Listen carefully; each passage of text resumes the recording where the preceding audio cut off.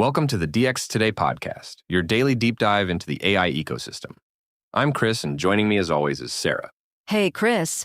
Today feels like one of those inflection point weeks where the AI story isn't who has the smartest chatbot, it's who gets to own the model inside a real organization. Exactly. And we're going to do a single topic deep dive on Mistral's new product called Forge and what it signals about where the AI ecosystem is headed.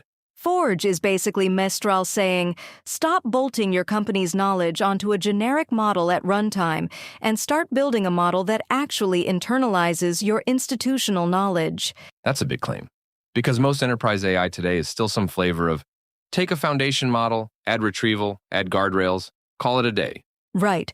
Retrieval Augmented Generation, RAG, is the dominant pattern. You store documents, pull relevant chunks, stuff them into the prompt, and hope the model behaves. And Forge is like, no. Train the model on your internal docs and code bases so it speaks your company's language. That's the pitch.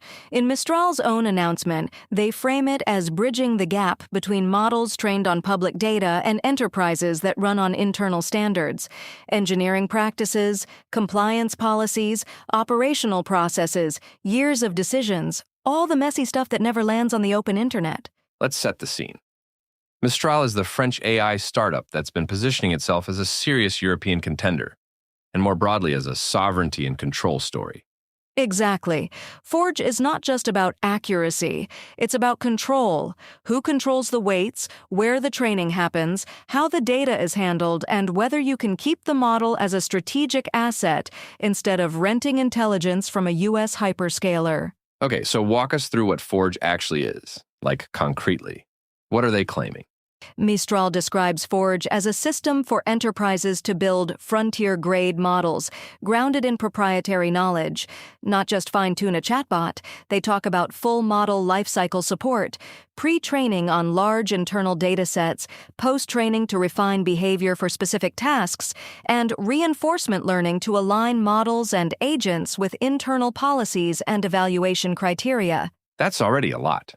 Because pre-training is expensive. It's not change a few parameters. It's teach the model new world knowledge, right? Yes, and that's where I want to be careful. The term train from scratch gets thrown around. Most enterprises can't realistically train a frontier model from zero, but they can pre-train or continue training a base model or train a smaller model that's frontier grade for their domain. That's a meaningful distinction. So in practice, you might take a strong base model, maybe an open-weight Mistral model, and then you push it through a pipeline that makes it fluent in your internal jargon, your code patterns, your procedures. Exactly. And Mistral calls out the kinds of data: internal documentation, code bases, structured data, operational records. The big point is, the model learns your vocabulary and constraints during training, not only at inference time. I want to poke at the why, because executives here train your own model and think, sounds cool, but why not just keep doing RAG? It's cheaper. That's the heart of it. Mistral's claim is that enterprise agents need deeper alignment than RAG can reliably provide. An agent isn't just answering questions, it's navigating internal systems, selecting tools, following procedures, making decisions inside policy constraints. So their argument is, if you want agents that actually do work, like multi-step workflows, then the base model has to be more than a generic reasoning engine. Right. They say custom models change agent behavior, better tool selection, more reliable multi-step workflows, decisions that reflect internal business logic rather than generic assumptions. That sounds plausible, but I've seen RAG systems that are honestly pretty decent. They can be, but RAG has brittle failure modes. If retrieval misses the key document or pulls a misleading chunk, the model can still confidently improvise. And the more complex the workflow, the more those small misses compound. So Forge is basically an attempt to reduce the prompting duct tape layer. Yeah, it's a bet that enterprises will want the model itself to be domain native, not just domain aware when you stuff enough context into the prompt. Let's talk about the agent-first framing, because that jumped out at me. They're not just saying, we'll help your employees chat with internal docs. Exactly. In the announcement, they explicitly say code agents are becoming primary users of developer tools, so they built Forge for agents first. They even mention that an autonomous agent like Mistral Vibe can use Forge to run fine-tunes, search hyperparameters, schedule jobs, generate synthetic data, and essentially hill climb eval scores, while monitoring to avoid regressions. That's a pretty wild mental image. An agent using a training system to improve itself on internal evaluation suites. It's wild, and it's also where the industry is drifting. Continuous training loops, eval-driven development, and models that are never done. Now, let's connect this to the broader ecosystem, because Forge didn't drop in a vacuum. Not at all. The enterprise and public sector channel is heating up. In the same week, Reuters reported that OpenAI finalized an agreement to distribute access to its models to U.S. defense and government agencies through Amazon's cloud services for classified and unclassified work. That's huge. It's basically OpenAI saying, we want to be available in the environments where government workloads actually run. Exactly, and Reuters also lays out the context. Anthropic had been a major provider with a Pentagon contract up to $200 million back in 2025, and Claude integrated into AWS public sector environments, but the relationship reportedly deteriorated after Anthropic declined unrestricted military uses, especially around domestic surveillance and autonomous weapons, and the Pentagon labeled it a supply chain risk. So we're seeing model governance choices turning into distribution outcomes. Yes, that's one of the most underappreciated shifts. In high-consequence environments, trust, policy posture, and supply chain perception can be as important as raw capability. Okay, devil's advocate time. Is Forge actually the future, or is it mostly marketing? Because train your own frontier model sounds expensive, slow, and risky. That's the right pushback. I think Forge is directionally correct, but adoption will be uneven. There's a likely bifurcation. Highly regulated, data-rich organizations with real AI budgets, think defense, national labs, chip companies, big banks, may find deeper customization worth it. Most companies will still prefer fine-tuning and RAG because it's cheaper and the talent requirements are lower. So Forge might be enterprise AI for the top 5%, at least early. Exactly, and Mistral is transparent about the motivation: strategic autonomy, control over how knowledge is encoded, governance, and the ability to run within your own infrastructure environment. Another angle.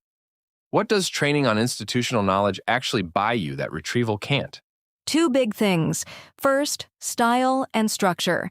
If your organization has standard operating procedures, writing templates, decision frameworks, training can make the model naturally produce outputs in those formats. Second, internal semantics. A lot of enterprise knowledge is what we mean by words, not just facts. Like, what does approved vendor really imply? Which policies override which? Which system is the source of truth? And those semantics are often implicit in how people work, not in a single document. Exactly.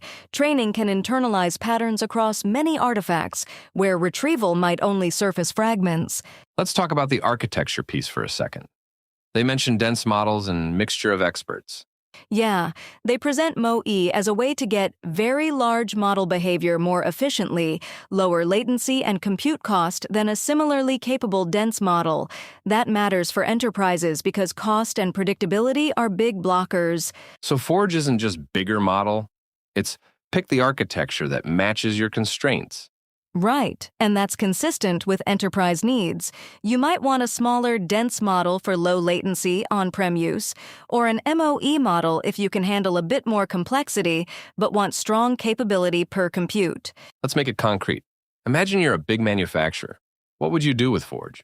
Mistral gives examples like training on engineering specifications, operational data, maintenance records, then using that for diagnostics and operational decision-making. For software teams, training on proprietary repos and development standards so the model understands internal abstractions and produces code that fits your architecture. And government agencies might train on languages, dialects, regulatory texts, procedures. Basically, to make models that work inside local policy realities. Exactly. Now, here's the thing I can't shake. Forge feels like part of a broader bring the model to the data movement. 100%. The last 2 years were bring your data to the model through prompting and retrieval. The next phase is bring the model to your data through customization, private deployment, and governance. That dovetails with the OpenAI AWS story too. Because distribution to government isn't just about selling APIs.